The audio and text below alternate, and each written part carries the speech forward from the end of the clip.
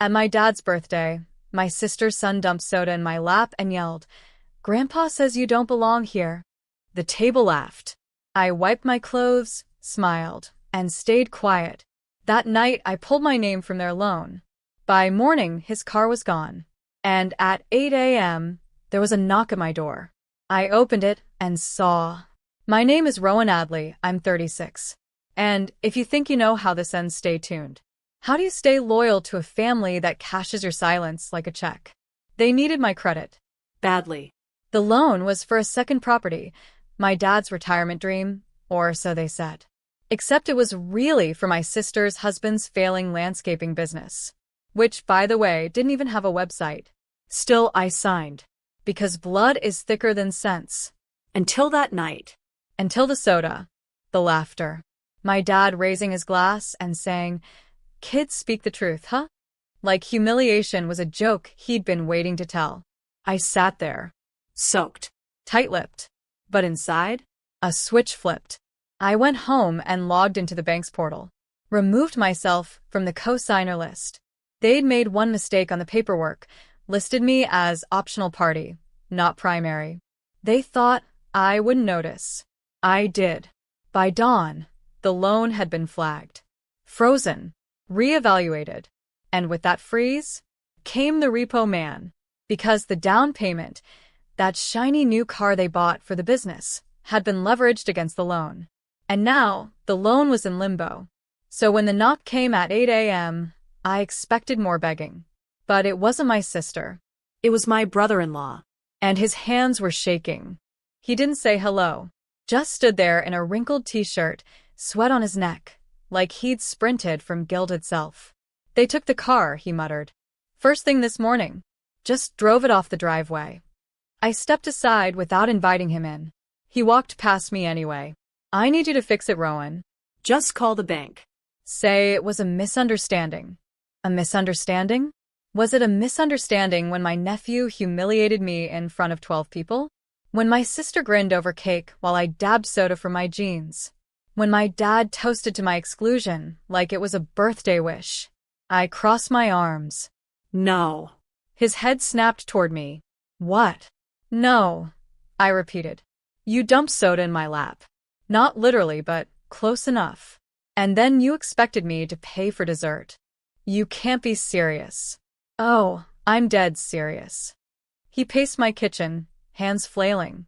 "My clients, my equipment, everything's in that truck.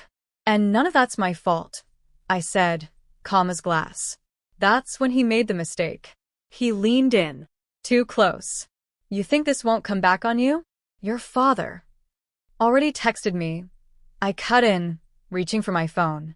Said, and I quote, "You've always been ungrateful." He blinked. I held up the screen. Then another message from my sister. "We'll remember this next holiday." "Good," I said. "Remember it." He stormed out, muttering threats that didn't scare me. But what came next did. An hour later, I got a notification. Someone had tried to access my credit file. Twice. From my parents' address. They weren't just angry. They were getting desperate. You said. The attempted credit access didn't surprise me. What surprised me was how fast they moved. I checked the timestamp. 9:12 a.m. Just after he left my house. They weren't just angry. They were mobilizing. My sister, who once cried when I spotted her cheating on a high school math test, now thought identity theft was fair play. I called the bank. Placed a freeze. Locked every account with biometric authentication.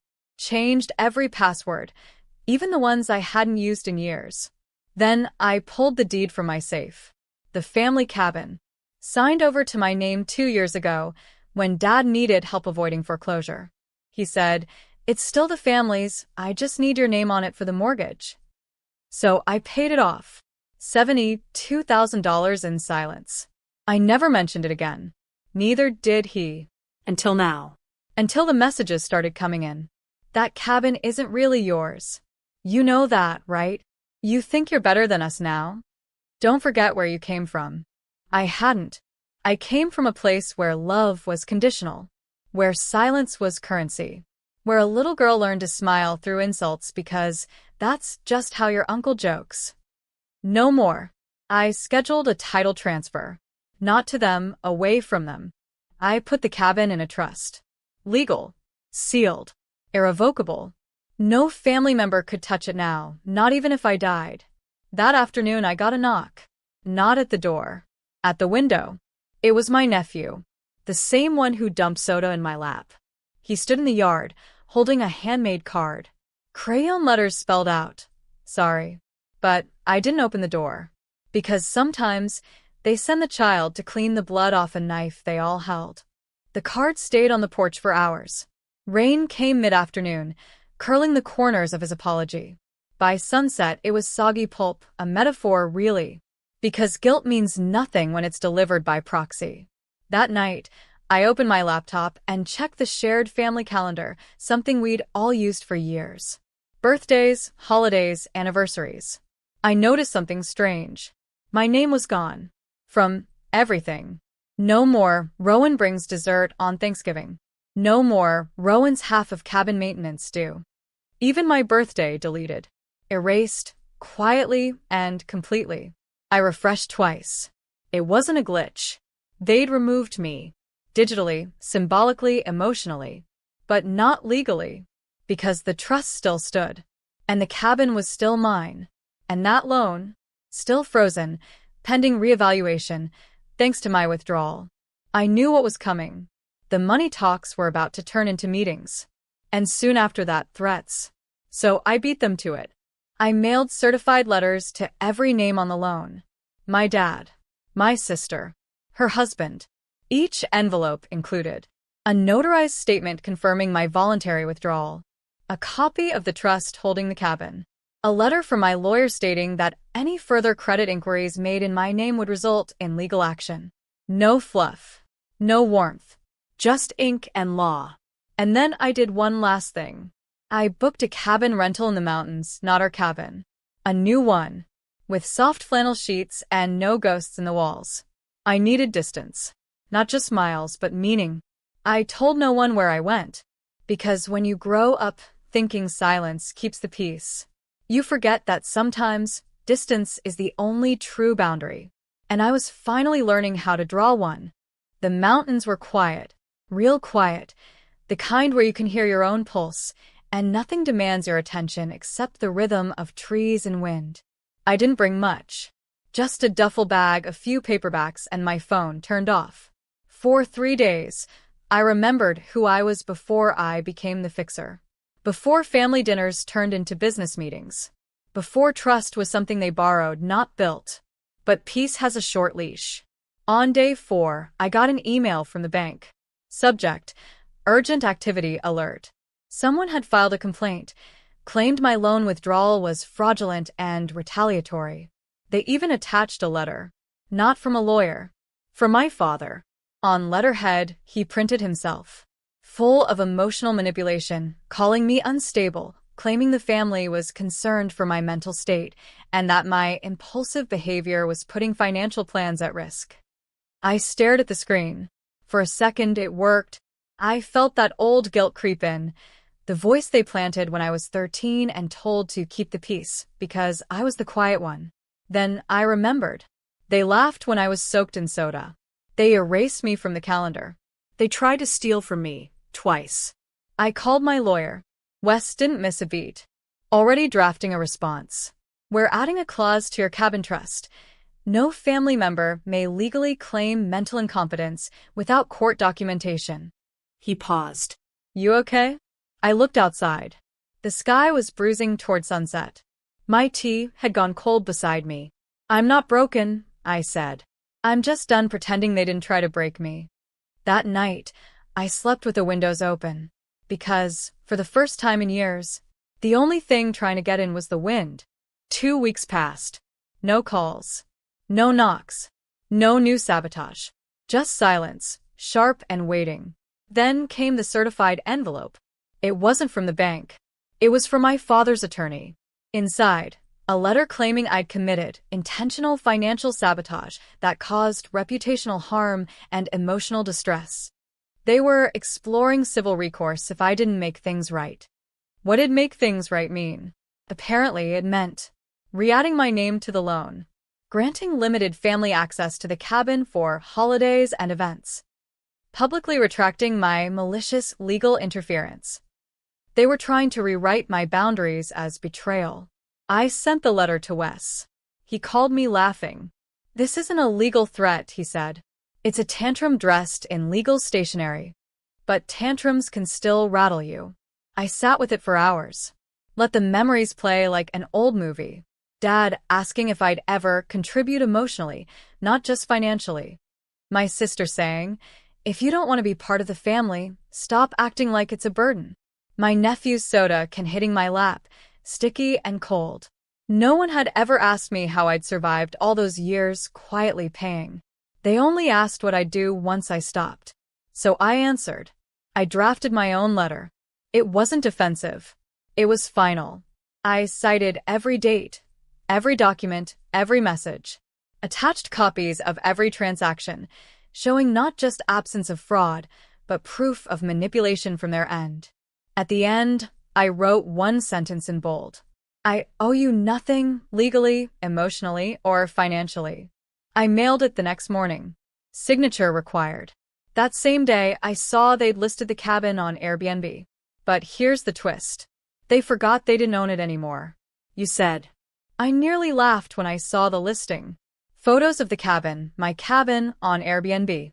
Polished wood floors, vintage quilts, a caption that read, "Family-owned rustic gem. Mountain views. Sleeps 6. I recognized the towels. I bought them. They hadn't even tried to hide it. They listed it under my sister's name. Used old photos, ones she must have taken back when she still had a key. There was a reservation pending. I could have called the platform, reported fraud, filed a claim, but instead I waited. Let the reservation go through. Let the guests arrive. And when they did, I had the caretaker, my hired property manager, greet them at the door with the truth. This property is not available. The listing was unauthorized. Full refunds are being processed. He handed them printed copies of the trust deed. Wes made sure of it. The guests left, confused but polite. But my sister? Not so much. She called me 20 minutes later, screaming through the speaker. "You humiliated me. Do you know how this looks?" I let her rant. Then I said, "It looks like you tried to profit off something you don't own." Click. She hung up. I emailed Airbnb that same night with documentation. The listing was removed in under 12 hours. They tried again 2 days later, this time under my brother-in-law's name.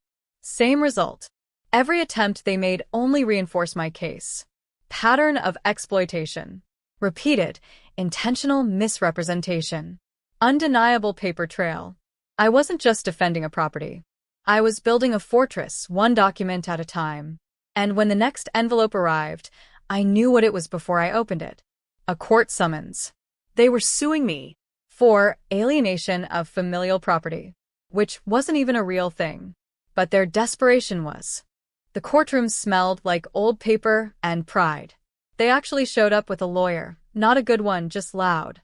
He argued customary inheritance, emotional stake, and informal agreements made over family trust. But here's the thing about informal agreements. They dissolve under oath. Wes stood calmly, opened a folder. Page by page, he laid it bare. My sole ownership of the cabin. The notarized deed. The trust, irrevocable and sealed. The messages, digital proof of threats, manipulation, and property fraud. He didn't even need to raise his voice. My father stared ahead, jaw clenched. My sister kept blinking like the truth was dust in her eyes. My brother-in-law scribbled furiously on a pad with no ink. The judge took less than 10 minutes. Dismissed with prejudice. Translation? They couldn't sue again. Not for the cabin. Not for the loan. Not for anything. Outside the courthouse, I passed them in the hall. My sister muttered, "You've destroyed this family." I paused. Not angry. Not smug. Just done. "You destroyed it," I said. I just stopped pretending it was whole. They didn't reply. Didn't need to. Because some silences are acknowledgments. That evening, I returned to the real cabin. Mine. Lit the fireplace. Made tea in the mug Lila once painted for me. The trees stood tall outside, indifferent to drama. And I, for the first time in years, felt unclaimed. Not abandoned. Not estranged. Unclaimed. No more manipulation, disguised as tradition. No more financial strings tied to fake love. No more erasing myself to earn a seat at a table I built. I opened the window. Let the cold in. Let the truth breathe. And somewhere behind me, the kettle finally whistled.